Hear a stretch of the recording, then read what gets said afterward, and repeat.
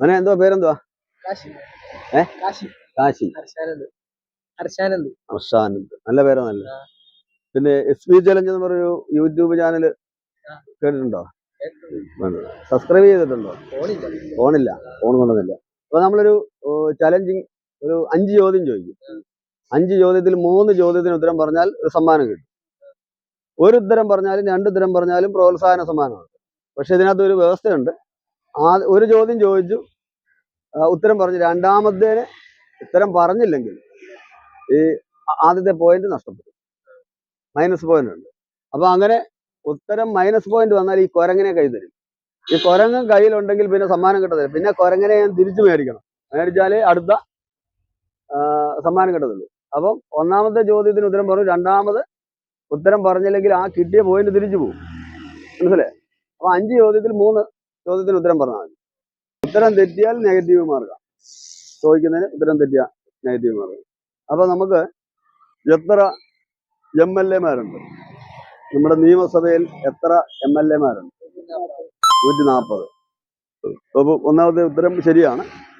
രണ്ടാമത് നമ്മുടെ രാജ്യത്ത് രാഷ്ട്രപതിമാർ ഒത്തിരി ഉണ്ട്. പക്ഷെ വനിതാ രാഷ്ട്രപതി, ആദ്യമായി വനിതാ രാഷ്ട്രപതി ആയതാരാ? പ്രതിഭ പട്ടേൽ. ഉറക്കെ പറയാം. അപ്പൊ 2 ഉത്തരവായി. നമ്മുടെ ആരോഗ്യമന്ത്രി ആരാ? ആരോഗ്യമന്ത്രി കെ മുരളീധരൻ. 3.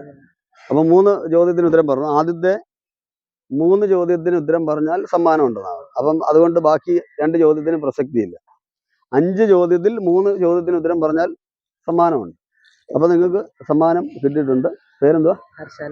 ഹർഷാനന്ദും കാശിനാഥനാണ്. കാശി പ്രദീപ്. എവിടെ വീട്? എവിടെ? അറുന്നൂറ്റിമംഗലം. ആ ശരി. ഇപ്പൊ എവിടാ പഠിക്കുന്നത്? +1. 10ാം ക്ലാസ് എവിടെ ആയിരുന്നു? ഞാൻ TM വർഗീസ്. ഓ ശരി. അപ്പം നമ്മുടെ ചാനൽ കാണണം. ഞങ്ങൾ പറ്റിയായിട്ടുള്ളതാണ്. നമ്മുടെ യൂട്യൂബിലും ഇൻസ്റ്റയിലും SP ചലഞ്ചസ്, ഫേസ്ബുക്കിൽ സുനിൽ വെട്ടിയാർ എന്നൊക്കെയാണ്. ഹർഷാനന്ദ്. അപ്പം ഹർഷാനന്ദിന് ഒരു സമ്മാനം. ഓക്കെ, ശരി.